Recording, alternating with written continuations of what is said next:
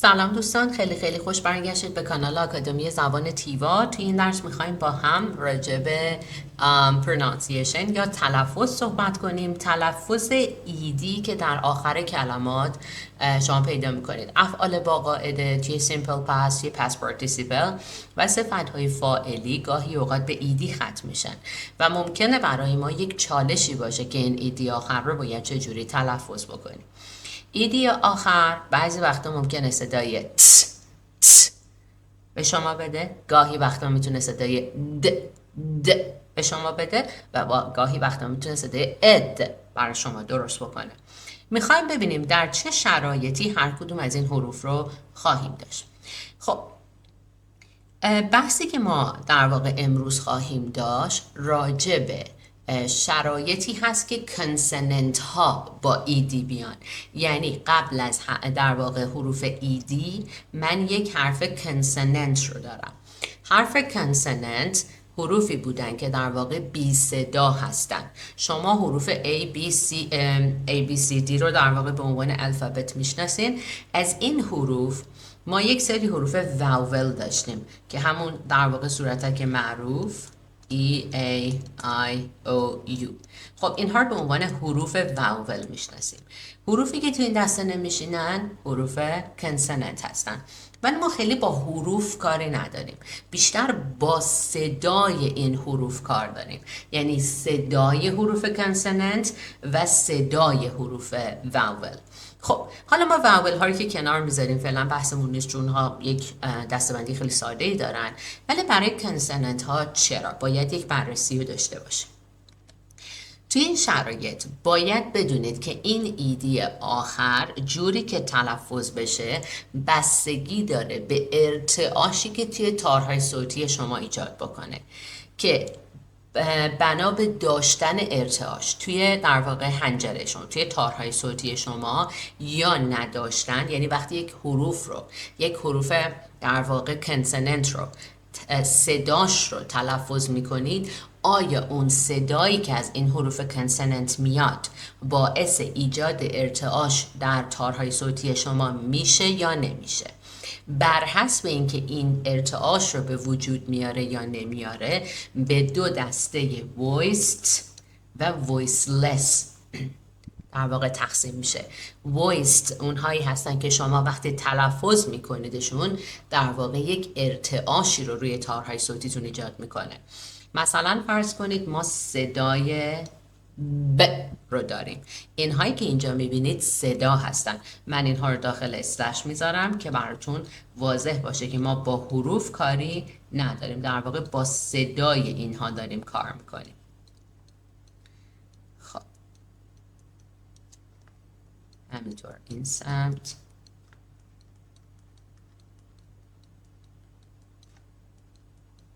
خب فرض کنید خب ما حروفی که داریم چی هست؟ مثلا A, B. رسیدیم به حرف B. حرف B صداش چی هست؟ صداش ب. کنسننت ها بعضی وقتا صدا، یعنی سیمبل، نماد صدایی که دارن با خود حرفشون یکیه.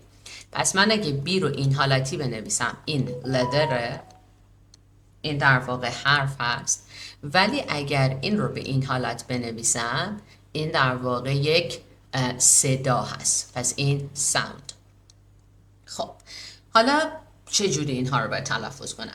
من میگم صدایی که دارم در واقع حرف من بیه. خب لدری که دارم بی هست، ولی صدایی که از این میگیرم چی هست؟ در واقع صداش ب ب ب. صدایی که ازش دارید صدای ب.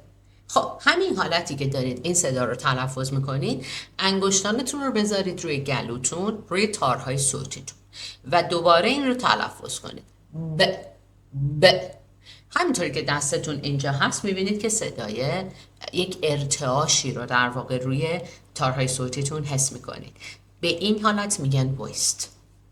اگر صداهای دیگر رو هم امتحان بکنید همین اتفاق برشون میفته. د د د گ گ گ.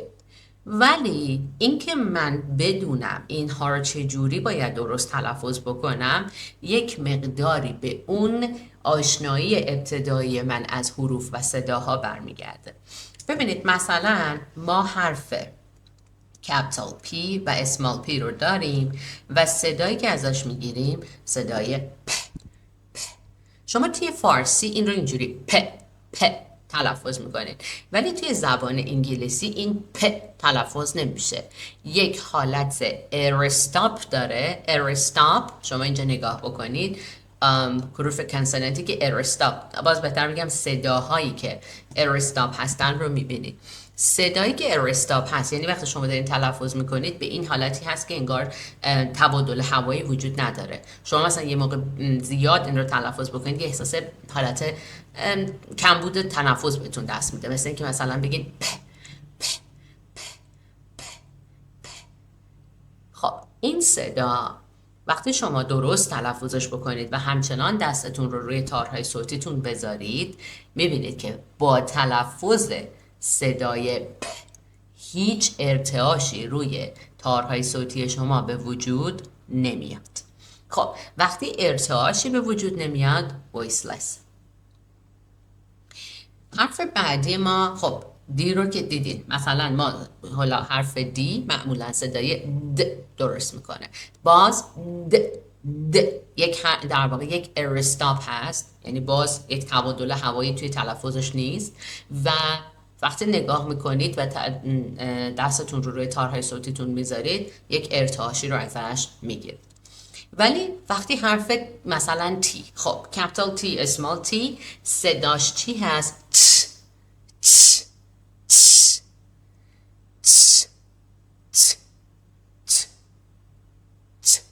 خب باز هم برای تلفظ ت شما یک صدای ارستاپ دارین و بدون ارتعاش.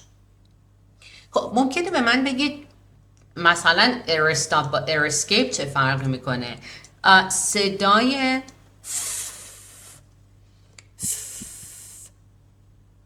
حرف F صدای درست میکنه.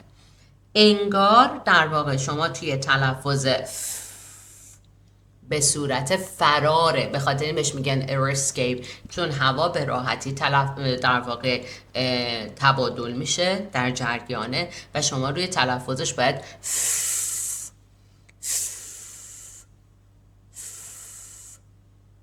به این حالت تلفظ میکنه.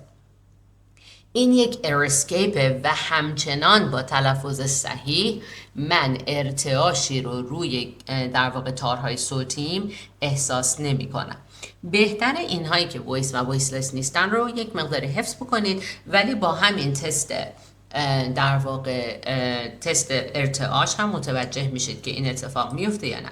ولی تنها چیزی که هست باید حواستون باشه که در واقع این تلفظ صدا رو درست داشته باشین. مثلا مثل تلفظ حرف، شما فرض کنین حرف اس رو دارین، حرف اس گاهی صدای س درست میکنه، گاهی صدای ز. خب حرف اس اگر صدای س درست کرد، اگر صدای در واقع س درست کرد، این یک ارسکیپ هست و ارتعاش ایجاد نمیکنه. ولی اگر شما در واقع به عنوان ز تلفظش بکنید، ز ارتعاش داره و خب ارسکیپ هم هست. پس دقت کنید که بعضی حروف ممکنه صداهای مختلفی داشته باشن. مثلا صدای TH، صدای TH دو حالت در واقع صدایی داره، مثلا مثل خب کلمه بث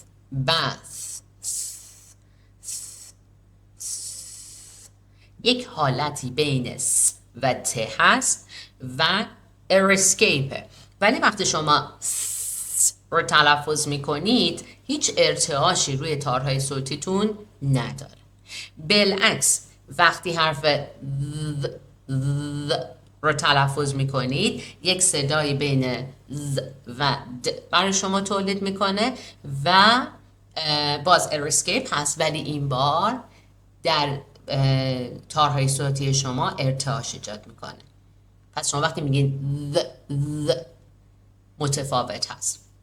خب حالا این وایست و وایسلس بودن به چه درد ما میخوره؟ ما میگیم اگر یک کلمه رو داشتیم، مثلا work رو در نظر بگیرید، حرف آخرش در واقع حرف K هست و ما میدونیم حرف K صدای k تولید میکنه. وقتی این قراره به اضافه ED بشه، ما از اون صدای ED در واقع صدای T داریم، یعنی میشه worked worked. help رو نگاه بکنید. help حرف آخرش P هست، صدایی که ازش میگیریم و به اضافه ED که بشه ED آخر صدای T درست میکنه، میشه helped. یا مثلا watch رو نگاه کنید. watch CH داره و CH آخر صدای چ درست میکنه. این یک در واقع وایسلسه و وقتی به اضافه ED میشه صدای ت برای ما درست میکنه. در مقابل ما کلماتی رو داریم که حرف آخرشون یک voiced consonant هست. مثلا move رو نگاه بکنید. خب ای آخر که صدا نداره، من سراغ وی میرم. خب من میدونم حرف وی صدای و درست میکنه و با تست ارتعاش متوجه میشم که تارهای صوتی من در واقع ارتعاش دارن. این وقتی قرار باشه به اضافه ایدی بشه صدای د درست میکنه، یعنی ایدی آخر شما صدای د داره.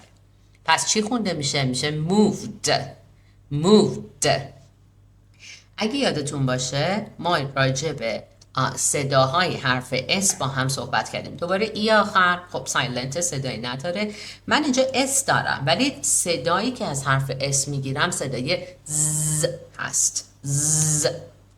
پس این صدای ز درست میکنه که یک وایست هست. چرا؟ چون اگه دستم رو روی تارهای صوتی بذارم باعث ارتعاش میشه و این رو به اضافه ایدی که میکنم ایدی آخر صدای د به من میده. پس میشه used، moved یا played.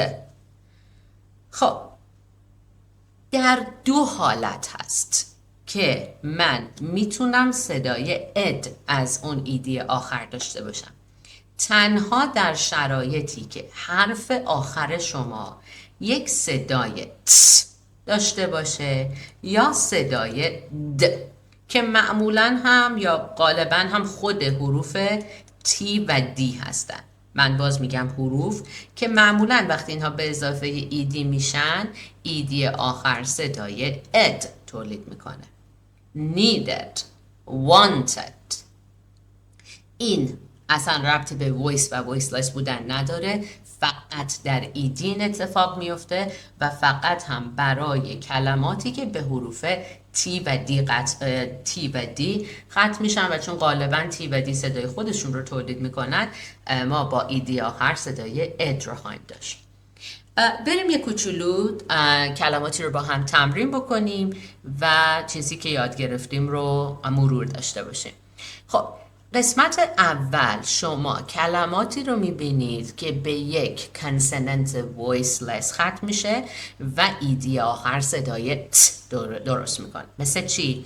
مثل noticed، hoped، worked، finished، attached، laughed، based، missed، fixed. در ردیف دوم شما کنسننت هایی رو دارید که صدای وایس در واقع تولید میکنن، باعث ایجاد ارتعاش میشن، به همین دلیل ایدی آخر صدای د تولید میکنه. مثل installed، pinned، concurred، managed، moved، used، allowed، played، mazed. و در نهایت کلماتی که حرف آخرشون تی و دی هست و به محض اینکه به اضافه ایدی میشن صدای اد درست میکنن. wanted, needed, visited, tended, sisted, demanded, hunted, intended, repeated. پس تنها توی 2 حالت حرف تی و دی هست که شما صدای اد رو از اون ایدی آخر خواهید داشت، نه تو شرایط دیگه. حتما این درس رو تمرین کنید. حتما اگر تلفظ صحیح حروف رو فراموش کردید یا به نحوی یادتون نیست یا به نحوی فکر میکنید که اونطوری که باید آموزش ندیدین، حتما این قسمت رو تمرین بکنید که بدونید حروف کانسونانت رو چجوری درست تلفظ کنید. ممنون که تو این درس هم با ما بودین. امیدوارم که در واقع از این درس استفاده کرده باشین. میخوام در آخر ازتون بخوام که لطفاً کانال ما رو سابسکرایب کنین و ممنون میشم اگر که ویدیوهای ما رو لایک کنید و کامنت بذارید و ما رو در واقع همراهی بکنید که آیا براتون مفید بود، نبود، یا چیزهایی که مد نظرتون هست بیشتر باش مشکل دارید. امیدوارم که روز خوبی داشته باشین. تا درس بعدی، خدا نگهدار.